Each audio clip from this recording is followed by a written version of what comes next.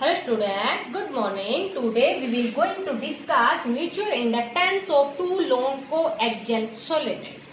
जैसे कि हमने सेल्फ इंडक्शन डिस्कस किया था, self inductance of a solenoid की बात की थी, तो ए सोलेनोइड किया था क्योंकि सेल्फ इंडक्शन हमारे पास प्रॉपर्टी ऑफ वन कॉइल की बात कर रहे थे, लेकिन जो म्यूचुअल इंडक्टेंस या जो म्यूचुअल इंडक्शन हमने डिस्कस किया था तो वो प्रॉपर्टी ऑफ टू कॉइल की बात कर रहे थे। तो जब property of two coils mean जब टू कॉइल्स की बात कर रहे हैं और आपको बताया था कि अगर जितनी ज्यादा उनके बीच में ओवरलैपिंग होगी उतना ही ज्यादा हमारे पास म्यूचुअल इंडक्टेंस होगा। तो अभी हम डिस्कस करेंगे लॉन्ग कोएक्सियली सोलेनोइड का म्यूचुअल इंडक्टेंस। ठीक है, तो देखो इसमें हमारे पास पहले हम टू सोलेनोइड की बात करेंगे। तो हम मान लेंगे let us consider there are of two solenoids. मान ली हमने कोई भी टू सोलेनोइड मान ली जिसमें कि जैसे कि जो दोनों सोलेनोइड है, जैसे कि पहले सोलेनोइड S1 मान ली और दूसरी कितनी मान ली S2 मान ली। दोनों सोलेनोइड है, उनकी लेंथ है वो हम कितनी मान लेते हैं L। They have equal length N1 with the number of turns in S1 solenoid and N2 with the number of turns in a S2 solenoid। समझ में आया बेटा?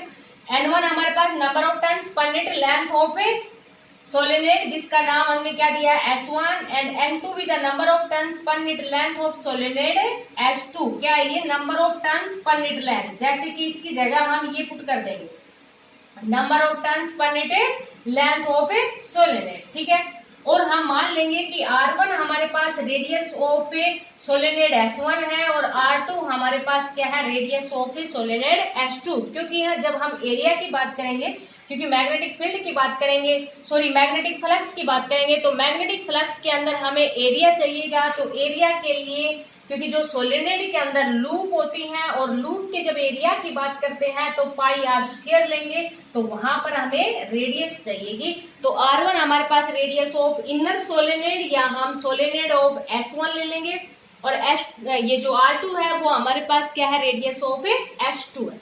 अब देखो यहाँ पर कोएक्सियली सोलेनोइड की बात कर रहे हैं, तो ये तो पहले हम कंसिडर कर लेंगे। मीन्स हम किस टाइप से लिख देंगे कि let us consider there are of two coaxially solenoid जिसका नाम हमने क्या दिया अभी बताया आपको S1 एंड S2 each of length L, let N1 and N2 with the number of turns of solenoid S1, number of turns per minute length of solenoid S1 and S2, R1 and R2 with the radius of solenoid S1 and S2 respectively। समझ में आया बेटा?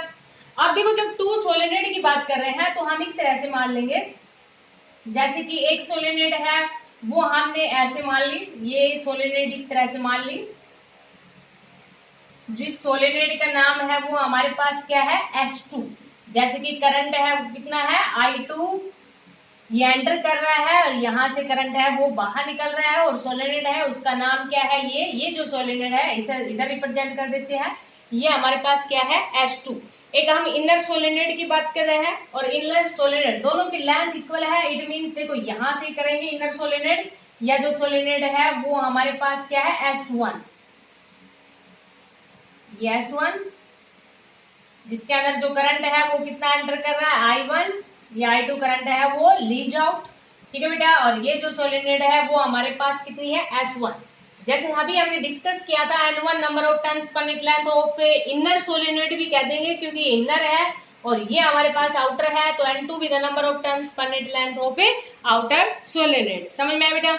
अब हम मान लेंगे जैसे पहले कि I2 विद द करंट है वो एंटर कर रहा है सोलेनोइड S2 से। समझ में आया? पहले S2 का निकाल लेंगे, सिमिलरली हम किसका कर देंगे? S1 का कर देंगे क्योंकि बिल्कुल सिमिलर इसी तरह से होने वाला है।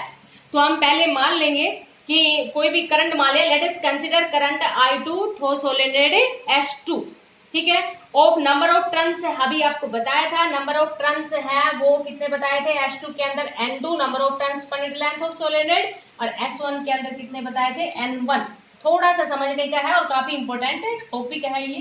ठीक है बेटा, आप देखो करंट की हेल्प से म्यूचुअल इंडक्शन जैसे कि आपको बताया था कि प्रॉपर्टी ऑफ टू कॉइल की बात कर रहे हैं, मीन्स एक के अंदर करंट होगा, मीन्स मैग्नेटिक फील्ड होगा, उसी का मैग्नेटिक फ्लक्स होगा तो वो एसोसिएट होगा सेकंड कॉइल के द्वारा। तो स्टार्टिंग में हम करंट किसका ले रहे हैं? S2 सोलेनोइड का ले रहे हैं।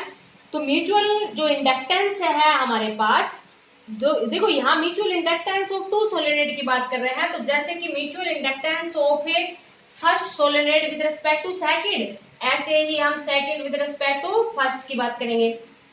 तो ये वाला जैसे कि हमारे पास ये था ना phi is equal to mi।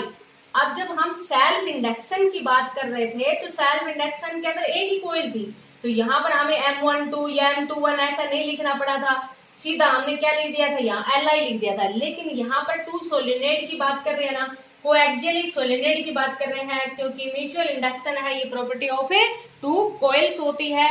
तो जब करंट हमारे पास H2 का है तो मैग्नेटिक फ्लक्स है वो एसोसिएट होगा इनर कोइल का, मींस करंट अगर सेकंड का है तो मैग्नेटिक फील्ड भी सेकंड का है, मैग्नेटिक फ्लक्स सेकंड का है, लेकिन ये इसके साथ बिल्कुल ओवरलैप कर रही है, तो मैग्नेटिक फ्लक्स है वो एसोसिएट हो जाएगा S1 के साथ। तो इसको हमने क्या लिख दिया, phi1 लिख दिया। और phi1 को देखो बेटा क्या लिख देंगे, जैसे कि अभी आपको बताया phi is equal to mi होता है, तो इसको हम क्या लिख देंगे, M12 इंटू I2 लिख देंगे। ये जो M12 है ये हमारे पास क्या है, कोफिशिएंट है, किसका, कोफिशिएंट ऑफ म्यूचुअल इंडक्टेंस या coefficient of mutual inductance of solenoid S1 with respect to, जैसे कि अभी आपको बताया था ना कि सोलेनोइड S1 का किसके रेस्पेक्ट में है, सोलेनोइड S2 के रेस्पेक्ट में क्या है हमारे पास, M12। जैसे M21 लिखेंगे ना तो बिल्कुल सिमिलरली क्या लिख देंगे, coefficient of mutual inductance of solenoid S2 with respect to S1। समझ में आया बेटा, तो इसको हमने क्या लिख दिया, phi1 is equal to M12 into I2। ठीक है, आप देखो यहाँ हमारे पास जो फ्लक्स होता है वो हमारे पास क्या होता है, मैग्नेटिक फ्लक्स, तो S1 की बात कर रहे हैं, और फ्लक्स हमारे पास क्या होता है, मैग्नेटिक फील्ड मल्टीप्लाई एरिया। तो मैग्नेटिक फ्लक्स तो किसका है, ये S1 का है, तो मैग्नेटिक फ्लक्स तो S1 के लिए मैग्नेटिक फ्लक्स है वो हमारे पास क्या होता है, मैग्नेटिक फील्ड मल्टीप्लाई एरिया। अब मैग्नेटिक फील्ड करंट किसका था, सेकंड का था ना, तो क्या लिख देंगे इसकी जगह, सेकंड का मैग्नेटिक फील्ड V2, एरिया हमारे पास इनर का ही रहेगा। दोनों में एक चीज ध्यान रखना, क्योंकि आउटसाइड द सोलेनोइड कोई इफेक्ट नहीं रहेगा, ओनली हमारे पास जो इनर वाली सोलेनोइड है उसी का एरिया होगा। तो यहाँ आप इस, जैसे कि अभी आपको बताएंगे इसमें कि आप एरिया है उसको ए भी लेके चल सकते हैं, अगर आपने एरिया ए नहीं लिया तब भी आपको एरिया है वो इनर सोलेनोइड का लेना है। तो यहाँ B2 इंटू A1 हो गया, और number of turns per metre length of a solenoid. समझ में आया बेटा। अब जो मैग्नेटिक फील्ड होता है सोलेनोइड का वो भी आपको पता है, मैग्नेटिक फील्ड ऑफ सोलेनोइड है वो कितना होता है, B is equal to mu naught Ni होता है। तो इसकी जगह आप क्या लिख दोगे, B2 की जगह आप क्या लिख दोगे, mu naught N2 I2, area की जगह पाई R1 स्क्वायर, और N1 हमारे पास क्या था, number of turns per metre length of a solenoid, ये लिखा था ना अभी हमने, number of turns per metre length. तो यहाँ इस N1 की जगह कितना पुट कर दोगे, N1 इंटू L। समझ में आ गया होगा बेटा। तो ये देखो आपके पास phi1 है, उसको हम क्या लिख देंगे, mu naught N2 N1 I2 पाई R1 स्क्वायर इंटू L। समझ आया। अब ये वैल्यू हम यहाँ पर पुट कर देंगे, ये समझ में आ गया बेटा ये डायग्राम।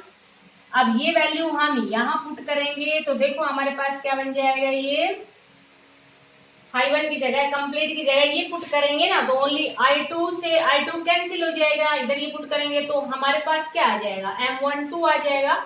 M12 क्या आ जाएगा, mu naught N2 into N1, I2 से I2 कैंसिल हो जाएगा, पाई R1 स्क्वायर इंटू L। तो ये हमारे पास क्या आ गया, M12। समझ में आया बेटा। अब जैसे हमने M12 निकाला था वैसे ही सिमिलरली हम क्या निकाल देंगे, M21। तो जैसे कि अब हमारे पास ये बिल्कुल सिमिलर लिख देंगे बेटा, phi2 हमारे पास क्या हो जाएगा, M21 इंटू I1 हो जाएगा। बस ओनली आपको इतना ध्यान रखना है कि अब ये हम यहाँ पर phi2 लिख देंगे। समझ में आया। और phi2 में हमारे पास देखो क्या लिखेंगे, अब जहाँ B2 था वहां B1 लिख देंगे, और एरिया अभी आपको बताया था एरिया हम कितना लेंगे, A1 ही लेंगे, इनर सोलेनोइड का ही लेंगे, ये चीज आपको ध्यान रखनी है। और नंबर ऑफ टर्न्स किसका हो जाएगा हमारे पास, सेकंड का, क्योंकि magnetic flux is associated with second. ये कंडीशन कब थी, जब करंट को S1 ले रहे थे, then magnetic flux is associated with second. समझ में आया बेटा। बिल्कुल सिमिलरली म्यू नॉट N1 जैसे कि ये यहाँ पर लिखा था इंटू I1 लिख देंगे, पाई R1 स्क्वायर लिख देंगे, और number of turns per minute length की जगह कितना लिख देंगे, N2 इंटू L लिख देंगे। बिल्कुल सिमिलरली वही ये सारे के सारे वैल्यू यहाँ पुट करेंगे, तो M21 है वो हमारे पास कितना आ जाएगा, म्यू नॉट N1 N2 पाई R1 स्क्वायर इंटू L। तो ये हमारे पास क्या आ गया, M21 मीन्स जैसे कि अभी आपको बताया था, M21 हमारे पास क्या है, mutual inductance of a solenoid second का किसके रेस्पेक्ट में, फर्स्ट के रेस्पेक्ट में, क्योंकि करंट किसका लिया है, फर्स्ट का, और मैग्नेटिक जो फील्ड एसोसिएटेड हुआ है वो किसके साथ हुआ है, सेकंड के साथ। तो समझ में आ गया होगा आपको। तो यहाँ से देखो आपको दोनों में क्या दिख रहा है बेटा, काफी इंपोर्टेंट टॉपिक है, थोड़ा सा ध्यान से समझ लेना बस इसको। एक ही चीज ध्यान रखनी है आपको कि इनर सोलेनोइड का लेंगे बस। अब यहाँ देखो जब इन दोनों को आप कंपेयर कर रहे हो तो आपको क्या दिख रहा है, दोनों सेम ही तो टर्म दिख रही है। M12 है वो M21 के इक्वल है, और दोनों में बस आगे पीछे ही तो है, N2 N1 N1 N2, बाकी सारी टर्म सेम है। तो इसको हम क्या लिख देंगे, mu naught N1 into N2 पाई R1 स्क्वायर इंटू L लिख दिया। ठीक है बेटा। अब अगर मान लीजिए यहाँ पर आप नंबर ऑफ टर्न्स के फॉर्म में लिखना चाहो ना इसको, तो क्या लिखोगे, number of turns per unit length, number of turns per unit length pi R1 square into L।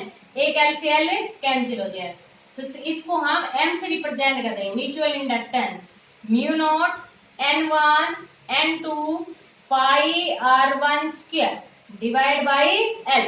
जैसे आपको बताया कि यहाँ पर एरिया है वो हम A से भी रिप्रेजेंट कर सकते हैं, क्योंकि ये हमारे पास जो एरिया है ना इसको हम ऐसे लिख देंगे, देखो mu naught N1 N2 A by L। बस ओनली आपको ये ध्यान रखना है यहाँ पर कि जो A है ना वो हमारे पास क्या है, area of a inner solenoid, बस इतना ध्यान रखना है, क्योंकि आउटर सोलेनोइड का इफेक्ट नहीं रहेगा। ये हम पढ़ भी चुके हैं ना, magnetic field outside the region जो आपस में कोलैप्स कर जाती हैं, जैसे कि आपने पढ़ा था सोलेनोइड और टोरॉइड के अंदर, तो वो आपको ध्यान भी होगा। तो ये हमारे पास क्या आ जाएगा, एरिया है वो किसका है, इनर सोलेनोइड। तो म्यूचुअल इंडक्टेंस की जो वैल्यू है वो हमारे पास क्या आ गई, M is equal to mu naught N1 N2 into A by L। काफी इंपोर्टेंट टॉपिक है, ध्यान रखना, mutual inductance of two long coaxially solenoid. लेकिन एक बात ध्यान रखनी है बेटा, न्यूमेरिकल्स में जैसे कि अगर आपके पास सोलेनोइड दे रखी है ना तभी आपको ये फॉर्मूला लगाना है। अगर सोलेनोइड नहीं दे रखी, जैसे कि मान लीजिए हमारे पास कोई भी स्टेट कंडक्टर की बात कर लेते हैं, तो जब स्टेट कंडक्टर की बात करती है ना तो मैग्नेटिक फील्ड है वो हमें फिर किसका लेना है, स्टेट कंडक्टर का लेना है। ये तो सोलेनोइड थी ना इसलिए मैग्नेटिक फील्ड था वो सोलेनोइड का, ये बड़ा फॉर्मूला लिया। अगर हमारे पास सोलेनोइड नहीं है और हमारे पास जैसे कि मान लीजिए कोई भी टू सर्कुलर कोइल्स है जिनकी इनर रेडियस R1 है, आउटर रेडियस R2 है, वो कोएक्सियली मीन्स दोनों आपस में कोएक्सियली सर्कुलर कोइल्स हैं, उनका म्यूचुअल इंडक्टेंस निकालना है, तो फिर हमें जो फॉर्मूला है वो मैग्नेटिक फील्ड है वो सर्कुलर कोइल्स वाला लगाना है। जैसे कि हमने पढ़ा था magnetic field of a coil, इस तरह से पढ़ा था ना। तो न्यूमेरिकल में आपको ध्यान रखना बेटा, हर टाइम यही फॉर्मूला नहीं लगाना आपको म्यूचुअल इंडक्टेंस के लिए। ये वाला आपको फॉर्मूला कब लगाना है, जब सोलेनोइड की बात करें। अगर सोलेनोइड नहीं है हमारे पास, जैसे कि कोई भी न्यूमेरिकल्स है उसमें सर्कुलर कोइल्स दे दी, तो फिर मैग्नेटिक फील्ड है वो हमें किसका लेना है, सर्कुलर कोइल्स का लेना है। ध्यान रखना है इस चीज का, ठीक है बेटा। तो इसको आप अच्छे से अंडरस्टैंड करना, काफी इंपोर्टेंट टॉपिक है। Thank you, have a nice day.